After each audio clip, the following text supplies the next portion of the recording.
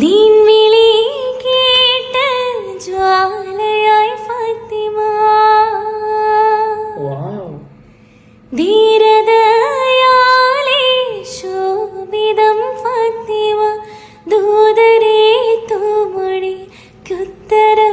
ഫാത്തിമ, ദാനമായി ജീവിതം നൽകിയ ഫാത്തിമ, ആകെയും ലോകം വാഴ്ത്തിടും ഫാത്തിമ. അശറഫുൽ അംബിയ രാജാവിൻ പൂമകൾ ഫാത്തിമത്ത് സുഹ്റാ, ഇമ്പപ്പൂവഴകായി